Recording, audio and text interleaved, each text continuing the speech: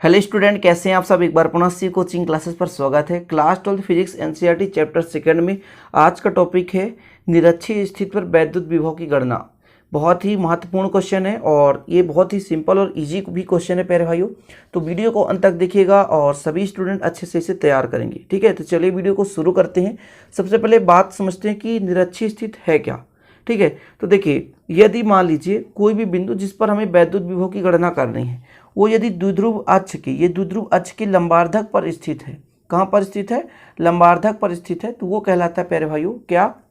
आपका निरक्षीय स्थिति कहलाता है। चीज़ें क्लियर? फिर से समझने की कोशिश करेंगे। वह बिंदु जिस पर विभव की गणना करनी है, जैसे बिंदु P है, इस पर हमें विभव की गणना करनी है, तो वह बिंदु जिस पर विभव की गणना करनी है वो यदि द्विध्रुव अक्ष के लंबार्धक पर स्थित है, द्विध्रुव अक्ष के लंबार्धक पर स्थित है, तो उसे क्या कहते हैं? निरक्षीय स्थिति कहते हैं। क्या बोलते हैं? निरक्षीय स्थिति। ओके, तो यहाँ पर हम एक द्विध्रुव लेकर चल रहे हैं। ए बी एक वैद्युत द्विध्रुव है जो कि प्लस क्यू और माइनस क्यू आवेश से निर्मित है। ठीक है, डायग्राम में आप समझ रहे हैं कि ए बी एक वैद्युत द्विध्रुव है जो कि प्लस क्यू और माइनस क्यू आवेश से निर्मित है। ठीक है, इतना क्लियर हो गया। इसके मध्य बिंदु ओ से यहाँ पर एक बिंदु ओ है, इससे आर दूरी पर एक बिंदु पी है जिस पर हमें वैद्युत विभव की गणना करनी है। चीज़ें क्लियर? इन दोनों ध्रुवों के बीच की दूरी 2a है और मान के चलते हैं ये पूरा जो सिस्टम है, ये जो दोनों द्विध्रुव है, ये किसी भी के परावैद्युतांक वाले माध्यम में रखा हुआ है। इतना क्लियर हो गया? फिर से कोशिश करेंगे समझने के लिए।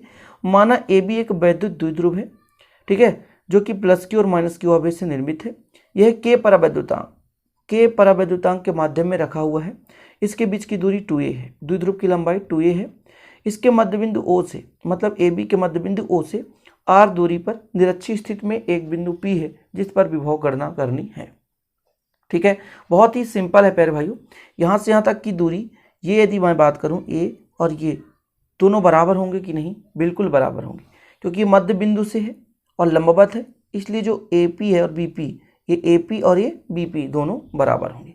तो आपको लिखना क्या है? ए बी एक वैद्युत द्विध्रुव है, प्लस क्यू माइनस क्यू आवेश से निर्मित है, के परावैद्युतांक के माध्यम में रखा हुआ है, दोनों के बीच की दूरी 2a है, मतलब द्विध्रुव की लंबाई 2a है, मध्य बिंदु O से r दूरी पर एक बिंदु P है जिस पर वैद्युत विभव की गणना करनी है। चीजें क्लियर? तो यहाँ पर आप देख सकते हैं कि माना ए बी एक वैद्युत द्विध्रुव है जो प्लस क्यू और माइनस क्यू आवेश से निर्मित है, वह के परावैद्युतांक वाले माध्यम में रखा हुआ है। ठीक है, माना द्विध्रुव की लंबाई 2a है, इसके केंद्र O से r दूरी पर निरक्षीय स्थिति में किसी बिंदु P पर विभव की क्या करनी है? गणना करनी है। ठीक है प्यारे भाइयों, किस पर गणना करनी है? बिंदु P पर क्या गणना करनी है? तो विभव की गणना करनी है। चीजें क्लियर? तो चलिए शुरू करते हैं इसके आगे का थोड़ा सा प्रोसेस। कि मान के चलते हैं कि एक बिंदु पहले A लेते हैं प्लस क्यू, तो प्लस क्यू आवेश के कारण और फिर माइनस क्यू आवेश के कारण। तो पहले क्या लेके चलेंगे? प्लस क्यू आवेश के कारण बिंदु P पर विभव। तो क्या लिखेंगे? प्लस क्यू आवेश के कारण, आवेश के कारण कहां पर प्यारे भाइयों? बिंदु P पर विभव। बिंदु P पर विभव कितना होगा? तो यदि हम V1 मान के चलें तो आप कहोगे, विभव का फार्मूला होता है 1/4πε0 के क्या है? एक माध्यम है, और प्यारे भाइयों Q हो जाएगा और नीचे हो जाएगा दूरी A से P के बीच की दूरी AP हो जाएगी। R होता है, लेकिन यहाँ पर डिस्टेंस ले रहे हैं और A से P की दूरी AP है। यहाँ पर आप देख सकते हैं A से P की दूरी AP है, कोई परिवर्तन नहीं करना। इतना क्लियर है? इसके बाद अपन क्या करना है? एक बिंदु B पर माइनस क्यू आवेश उपस्थित है, तो इसी प्रकार माइनस क्यू आवेश के कारण, माइनस क्यू आवेश के कारण कहां पर? बिंदु P पर विभव। बिंदु P पर विभव कितना होगा प्यारे भाइयों? V2 कितना हो जाएगा? 1/4πε0 के।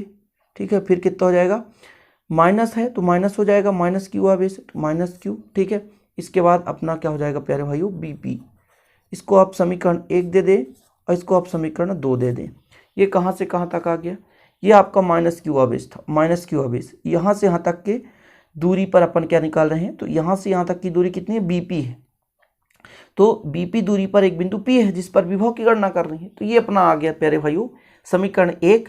समीकरण 1 जो है वो A पर विभव है और जो समीकरण B है वो मतलब सेकंड है वो बी पर विभव है। अब चूंकि विभव अदिश राशि है, फिर वही प्रोसेस इसके पहले जो वीडियो में आपने देखा होगा अच्छी स्थिति पे, चूंकि विभव अदिश राशि है, अदिश राशि है, अतः बिंदु P पर क्या निकालना है, परिणामी विभव। परिणामी विभव भी कैसे निकालेंगे, V equal V1 plus V2। V1 का मान कितना 1/4πε0 के Q बटे AP, और प्यारे भाई इसका माइनस है तो माइनस कर देते हैं 1/4πε0 के Q/BP। इतना क्लियर हो गया।